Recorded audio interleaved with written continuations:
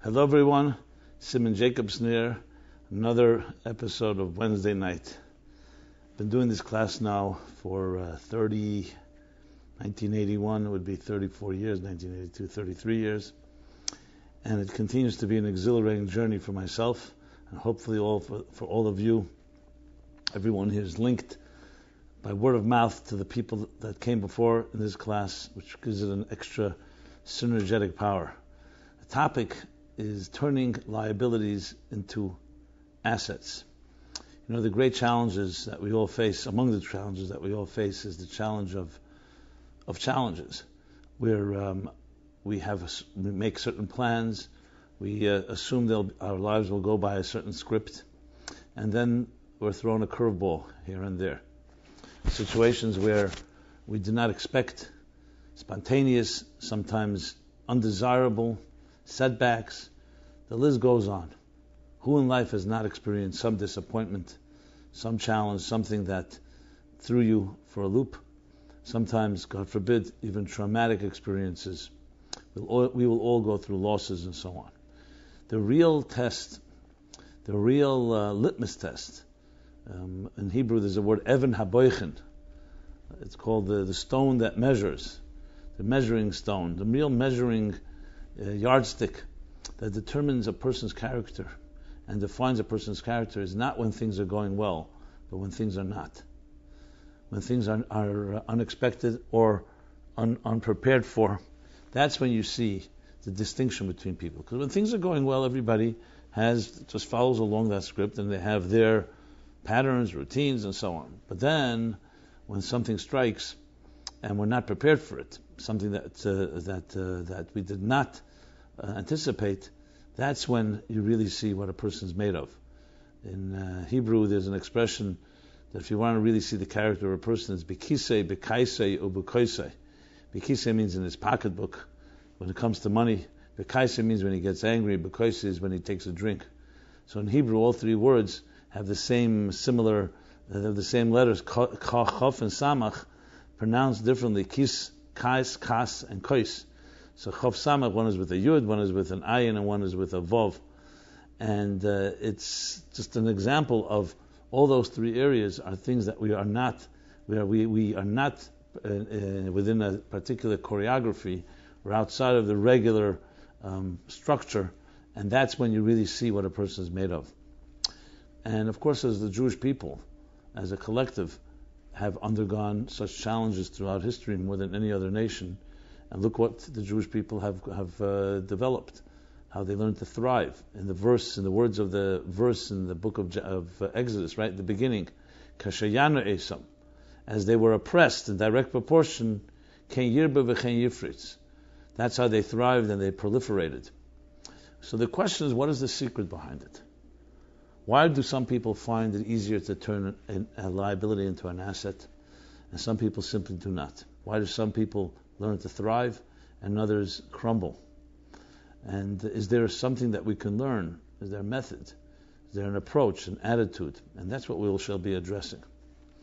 One of the primary reasons addressing this is, besides the contemporary value of this message, is also because of the week's chapter.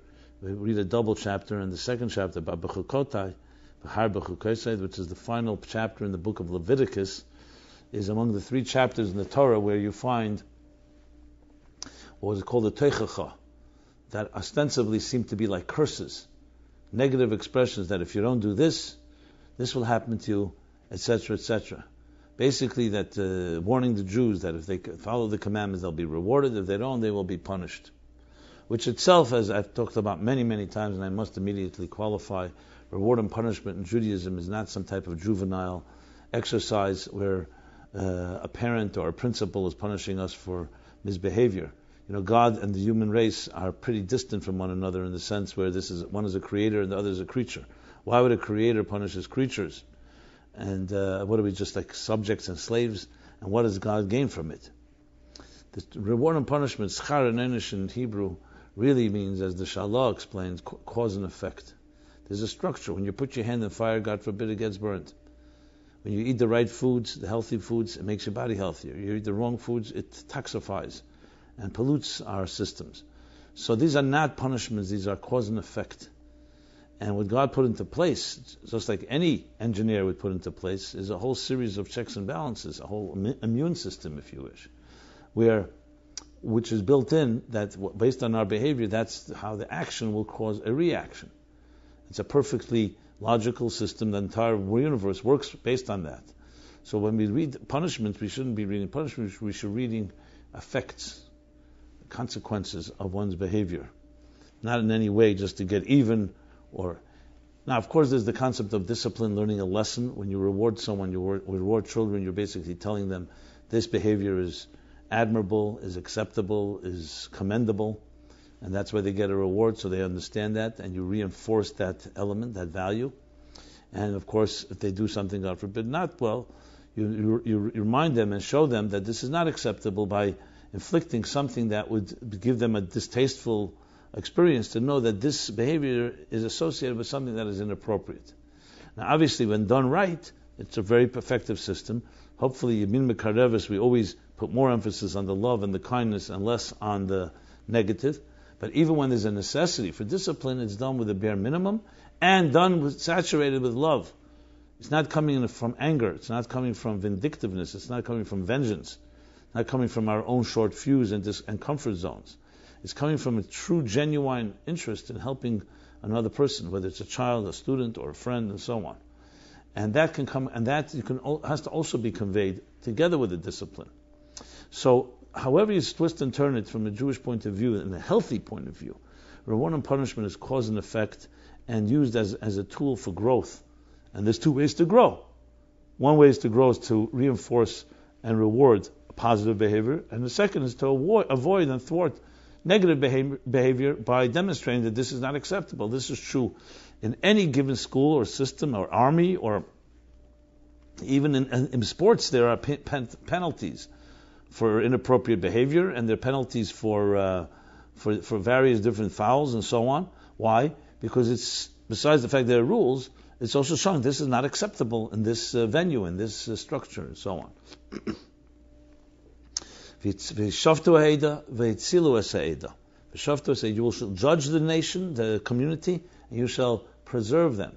So even when you judge meaning when the judge is sat in judgment, the goal was to preserve, the goal was to help improve and help everyone grow. So that's somewhat of a footnote, even though not completely, as we shall soon see.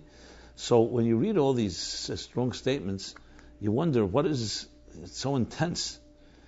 And especially when you think of it in this term, okay, let's say it's consequences and cause and effect, fine.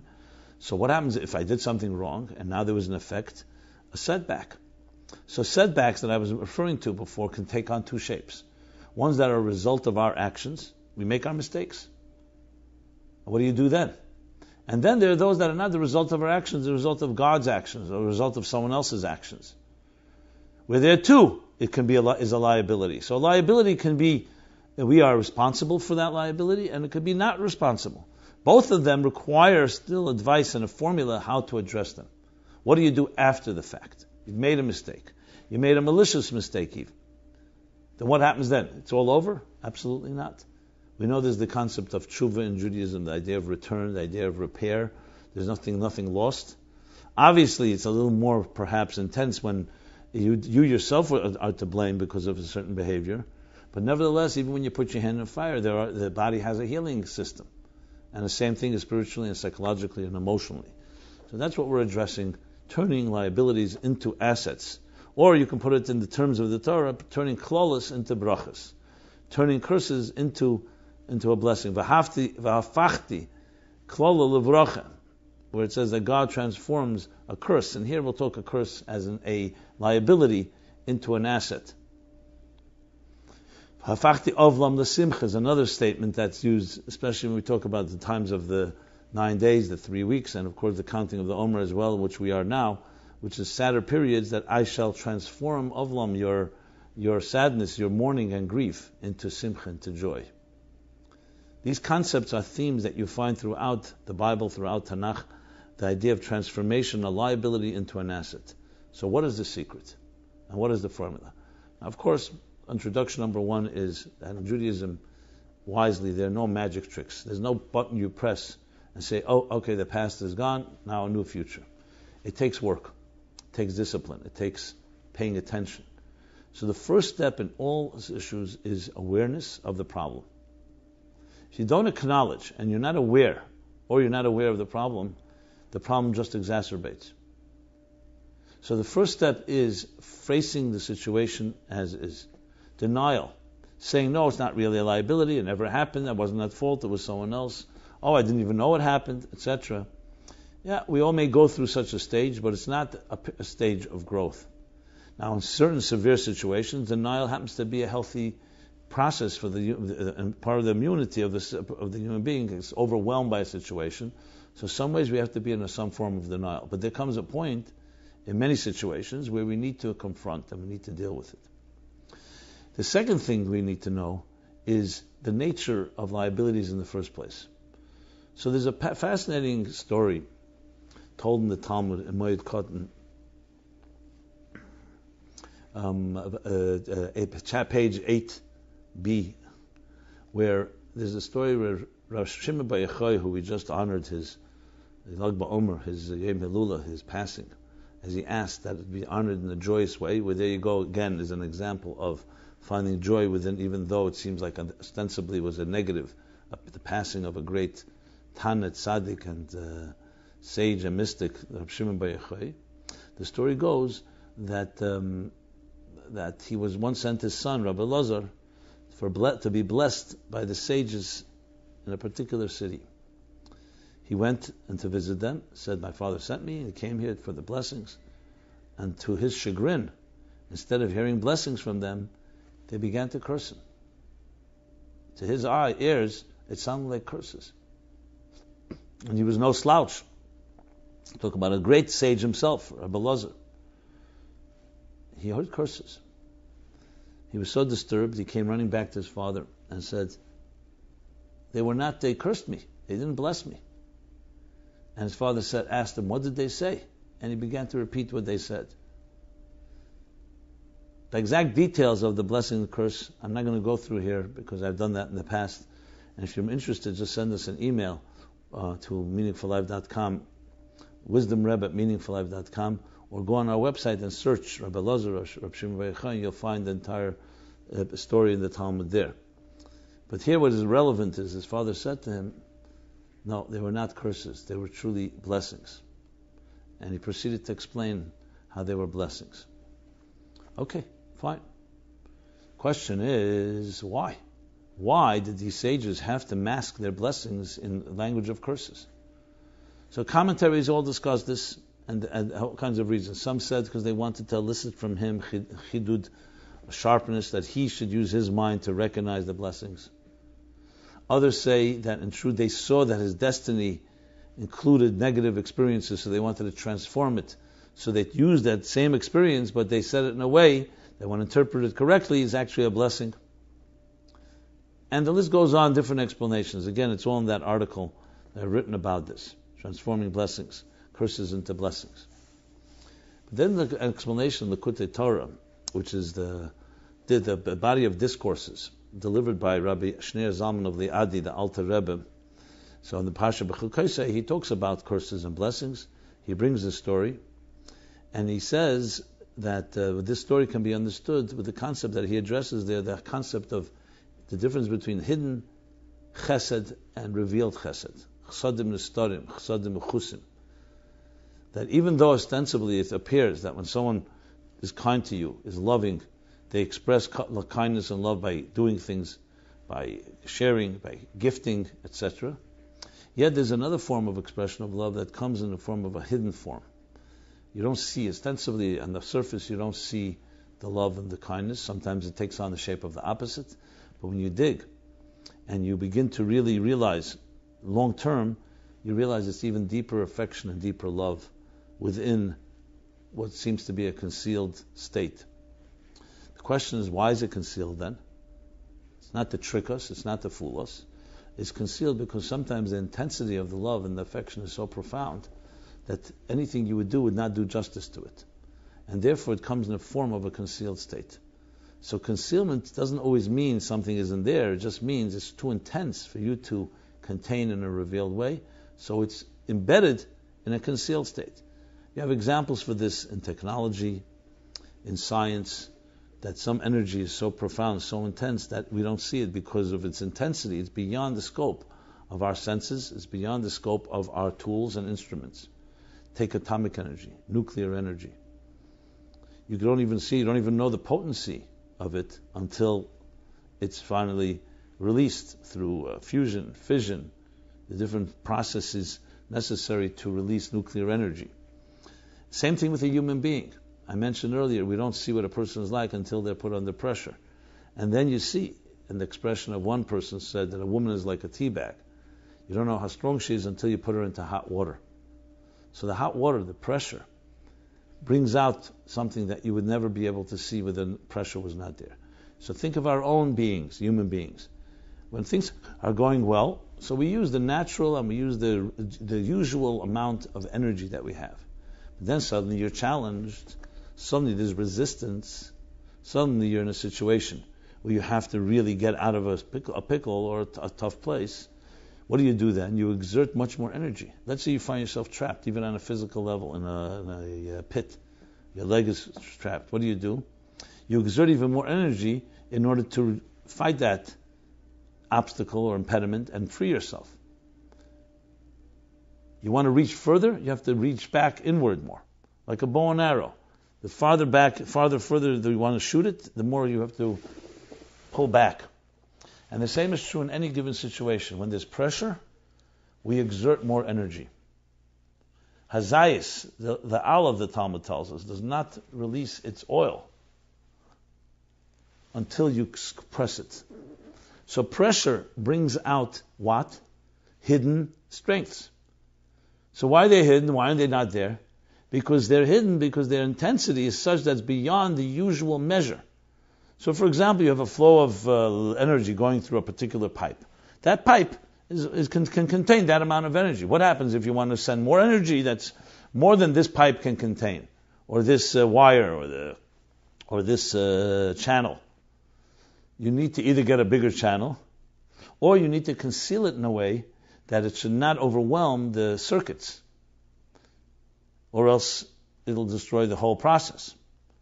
So they remain concealed and hidden. What we would say it in the language of Hasidic thought is that we have koiches gluyim, we have revealed faculties, and we have koiches nalamim, we have concealed faculties, hidden faculties.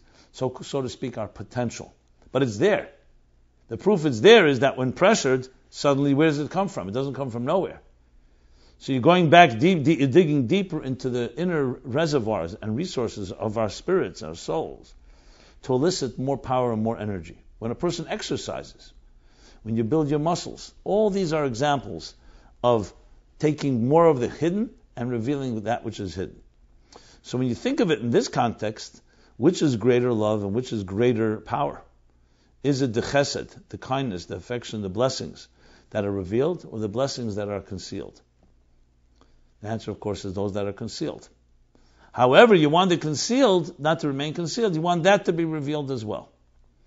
When Rabbi Elazar went to the sages for blessings, and they heard the blessings, had they given regular blessings, God shall bless you, you should be healthy, long life, those are beautiful blessings. But is that why Rabbi Elazar traveled so far from his father sent him? He could have gotten those blessings in his own city. There were probably good sages there as well. But his father sent him specially there because these sages were able to elicit and bring out blessings that never could be seen by most, could not recognize these strengths within him. So the language they used sounded negative, but really within it concealed lie the more powerful chesed. So one could argue, okay, fine, that explanation makes sense, but why does it have to be negative? Let it be concealed. It can be concealed, doesn't have to take the shape of a negative experience. A negative experience implies something that is not fitting.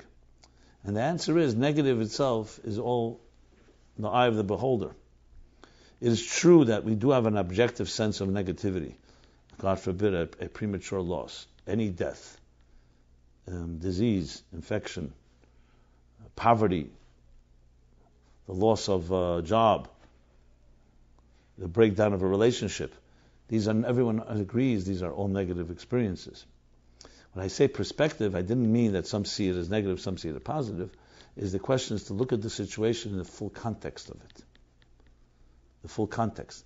In a healthy situation, there is really no such thing as a complete break. If something breaks, it's in order to build something greater.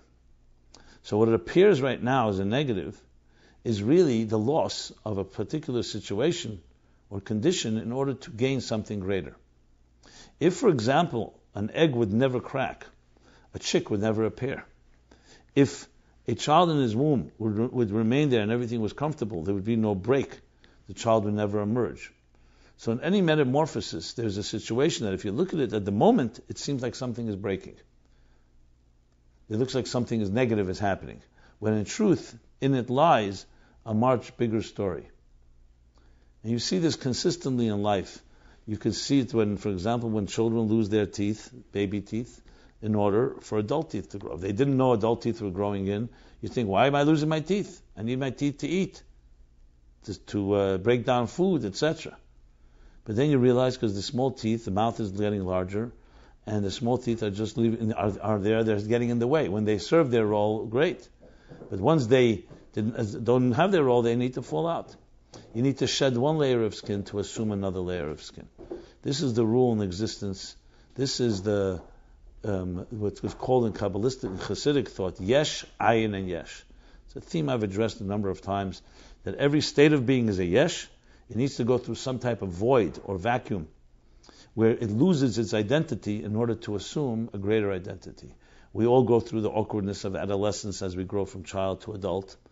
Every form of creativity is preceded by frustration. The greater the creativity that emerges, the more the frustration that precedes it. Everything goes through. You have to melt something down before you reshape it, if it's going to be a true metamorphosis. The caterpillar goes into the cocoon, into its own chrysalis, in order then to emerge a beautiful butterfly.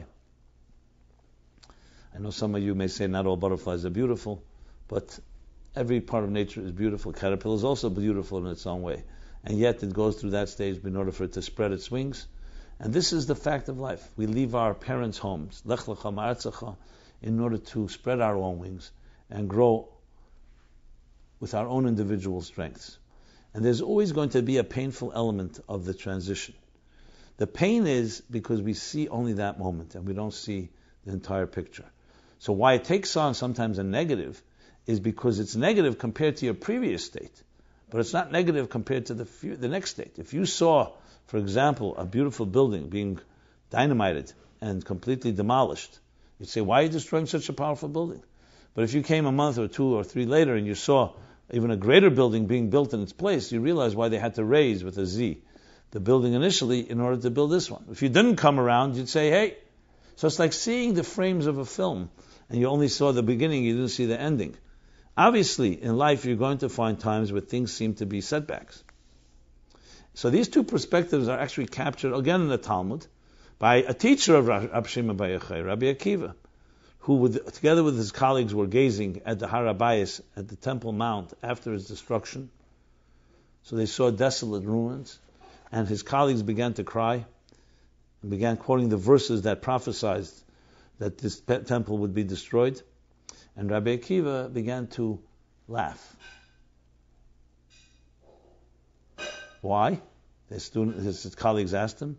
So he said, because you quoted the first half of the verse. The second half of the verse is, after desolation will come even a greater building, even a greater presence. And the conclusion of the Talmud says, Akiva nechamtani, Akiva nechamtani. Akiva, you have consoled us. Akiva, you have consoled us. Double.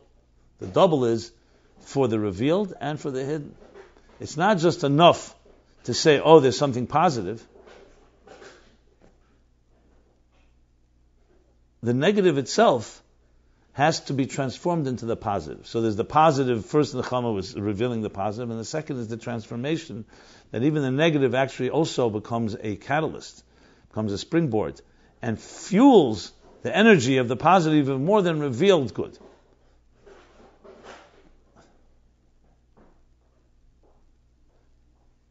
And this is a simple example would be, for example, let's say you build a dam that is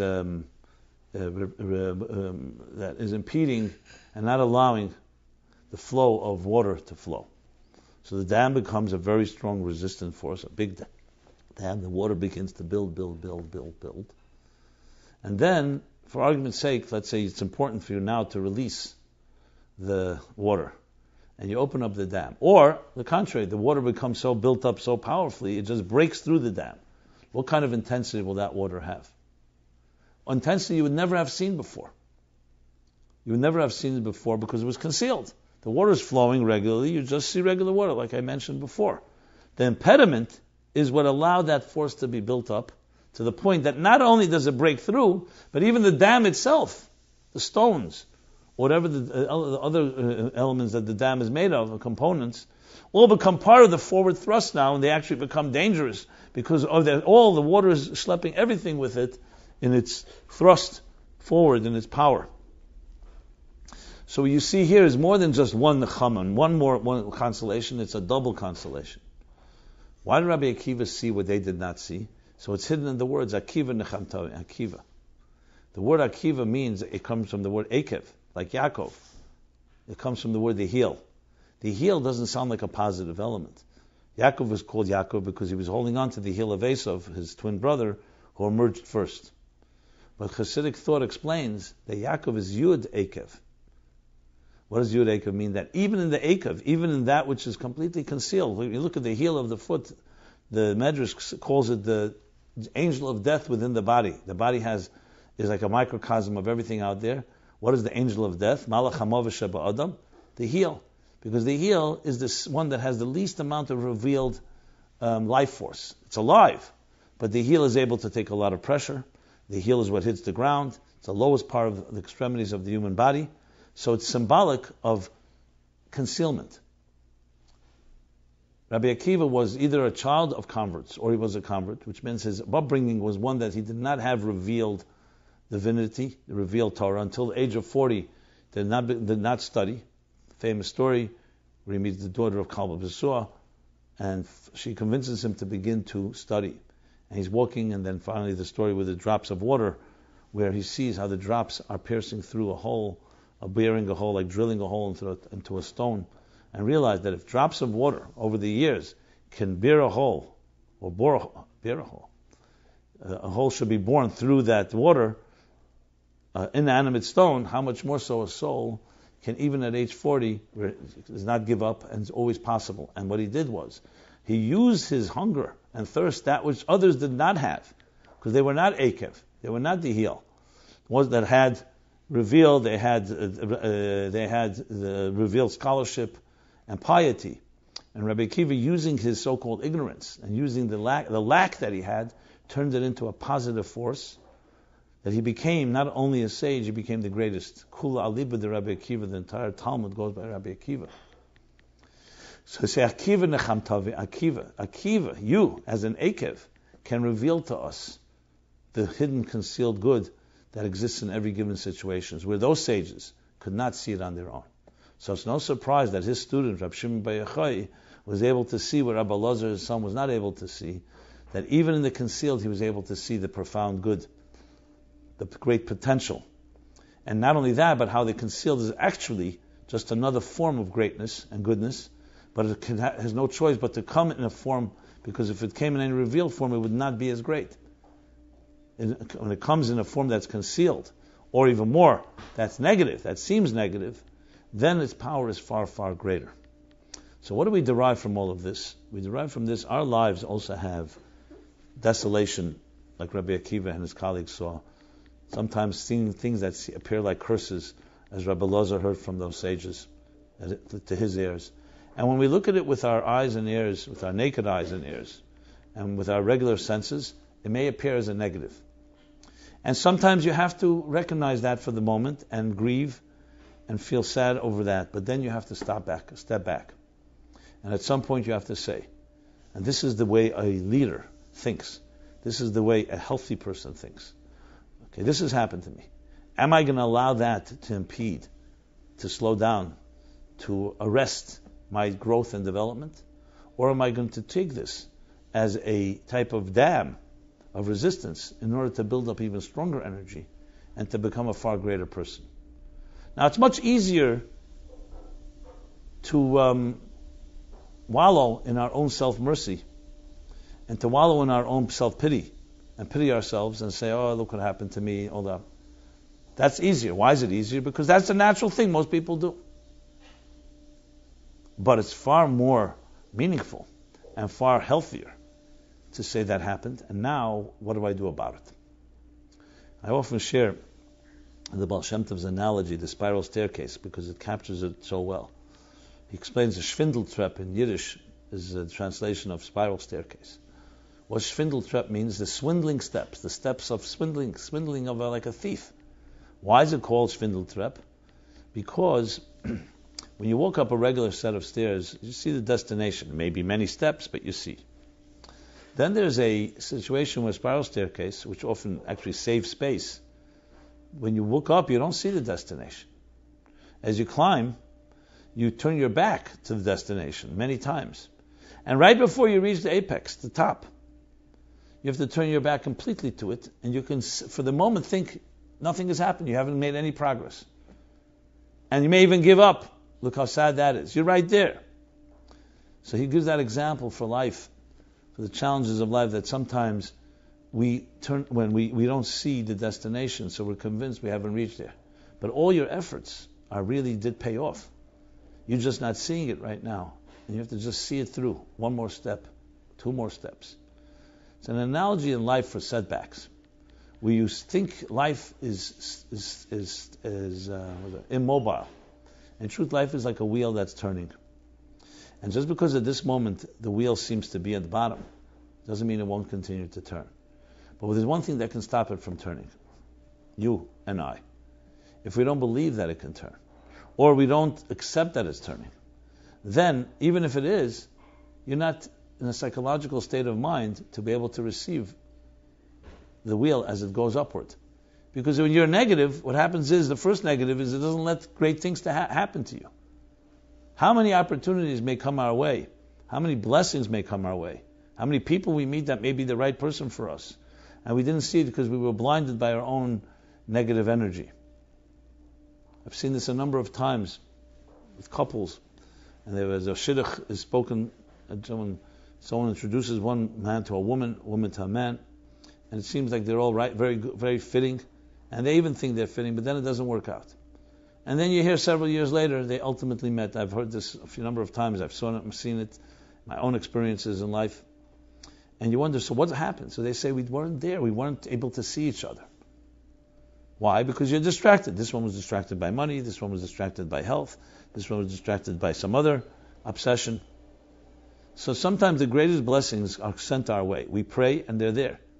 But if your eyes are closed, or they're looking the other way, or you're by the spiral staircase, you're looking the opposite direction, you won't see those blessings. We need to create those containers. That's why we're taught all these lessons.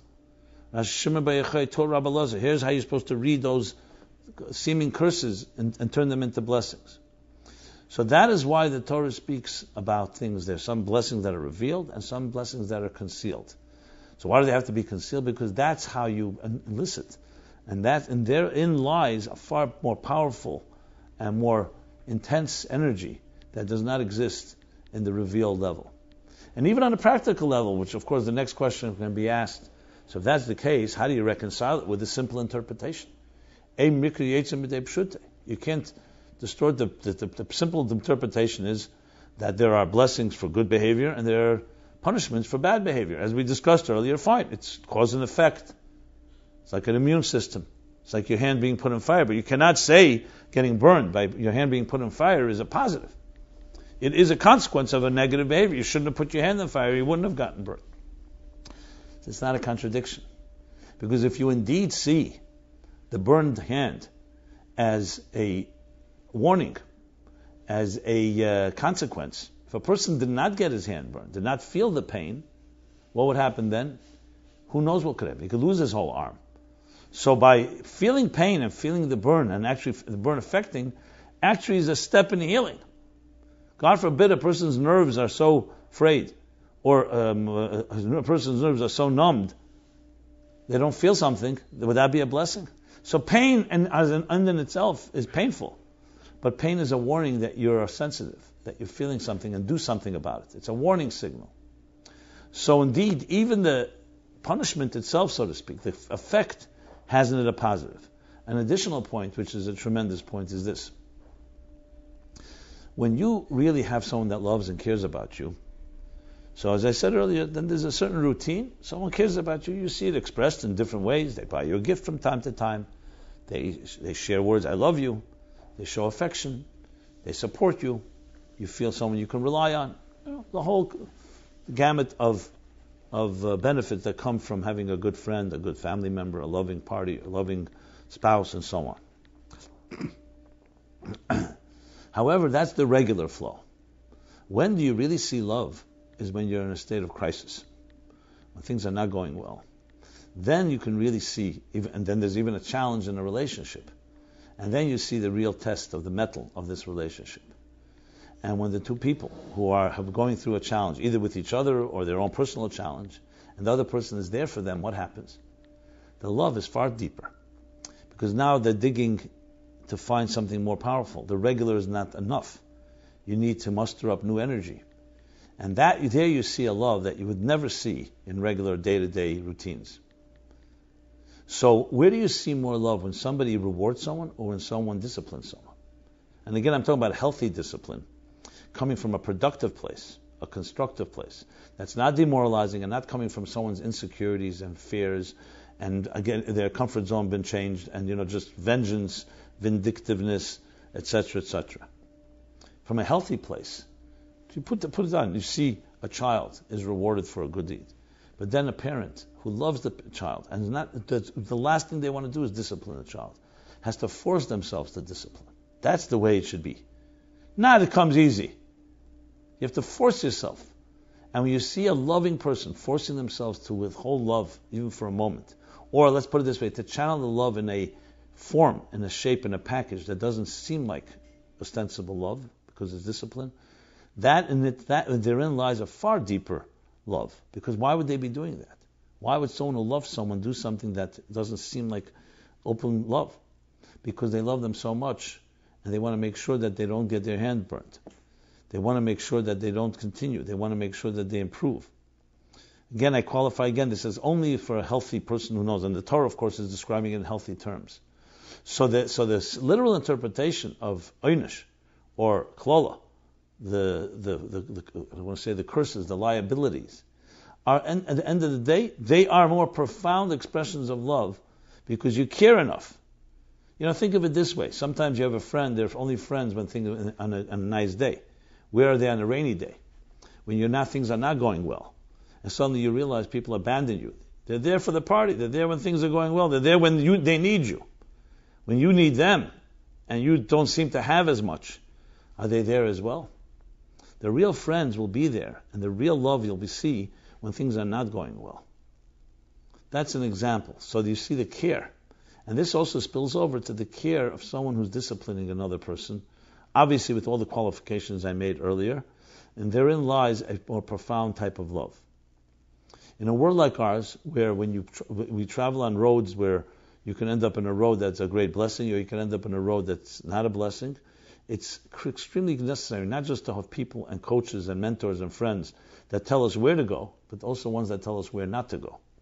As a matter of fact, it can be even a bigger blessing if someone said, don't go down that path. I've been there.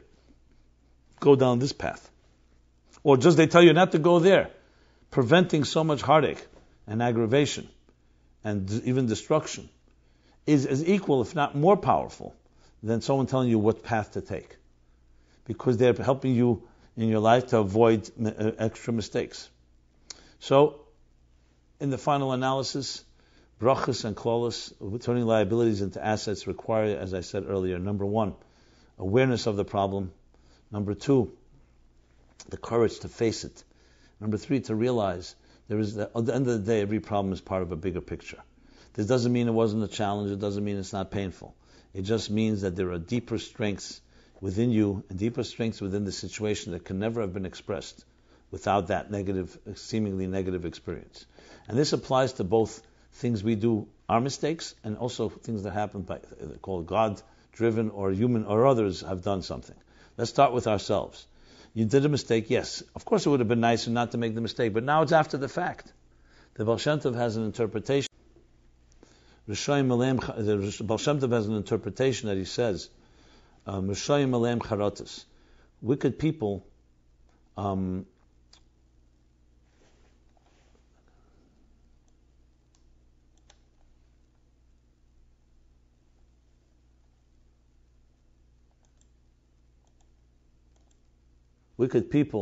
he says, filled with regrets. Why? Because they don't believe in divine providence. So they live with regrets. They're always living, I should have done this, I should have done that. Even if you made a mistake, even if it was intentional, even that can be redeemed if you learn from it and don't do it again. More importantly, learn what caused you to do it and turn that same energy into an asset. The greatest achievements in life are most often a result of a mistake or even an intentional one. But whoever it was that learned from it turned it into an asset. Because they saw the negative, even your own mistake, as something that can become a lesson for the future. So this time you made the mistake, the next time you don't, and you're already ahead of the game because others will make the mistake because they didn't learn from that experience. And the same obviously is even more so when you see things happen to you that are not in your control. Something that you could say from God, a way a person is born, challenges that come that were not done in any way you're at fault, or due to result of parents or others that have hurt you. There too, the same attitude. It's true. It's not. It's, as he says in the Geras HaKodesh, the Alter Rebbe writes in sections 21. He says that al hanizik kvar nigzar min hashamayim, which means the person who's suffered at the hands of another, it was already designated that you had to go through that experience. But that doesn't take away that the mazik will be judged for for his wicked choice. This doesn't mean he has a right to go do it because you deserved it, so to speak. But you have to learn the lessons of how to move forward with it and turn it into an asset. And this is the lesson that we learned from the chapter B'Chakosai, the end of the book of Leviticus, how we turn liabilities into assets from Rabbi Shimon Bar Yochai. God should bless everyone that should only have revealed good all our lives. And we should not need all these lessons. But remember, the olive needs to be pressed to produce its best fruit, its best produce, its oil. And the same is with everything in life. Now the pressures should only be healthy ones, should be ones that we see as being positives, but even if from time to time something may come our way that doesn't seem positive, you have to look at the big picture. Don't come to conclusions. Never ever make a decision based on emotional distress or anxiety. Because of course you're in a situation where things seem tough. Obviously you're going to have reactions. But you have to see it through. You have to keep climbing the spiral staircase, knowing that right before you reach the destination, right before the dawn is the darkest moment. Right before you reach the destination, you will turn your back and will not see it. The key is to see it through and to stand strong and to forge ahead with vigilance, even when things may seem challenging. And we do so well when we have friends, when we have colleagues, when we have loved ones, because they help each of us support each other. Like you see in that scene with the March of the Penguins in the coldest 80 below degrees cold of the Antarctic, what they do is they all bunch together and they alternate who will be on the outer front line of the cold to buffer the others. But they keep alternating, and by being together, they warm each other. That's how we find strength in each other. We find strength in each other by factors that sometimes one person may be a little down, someone else picks them up. When that person is down, you pick them up. And we have such type of relationships where we really can build communities and networks of support that help us see through the difficult and challenging times in the ways that we can ultimately reveal the greatest good in all. This has been Simon Jacobson. It's Wednesday night, and next week we will continue the class at as usual time, 8:15 on Wednesday evenings, on New Eastern Standard Time. And if you haven't signed up for our weekly newsletter or our weekly offerings, which are free, please do so at meaningfullife.com, where you can subscribe. We have a few lists, the Daily Omer, and others, including the free Omer app, My Omer, and any other way that we can help you in your spiritual journey. We're always there for you. So, until next week, everyone be very well and keep healthy.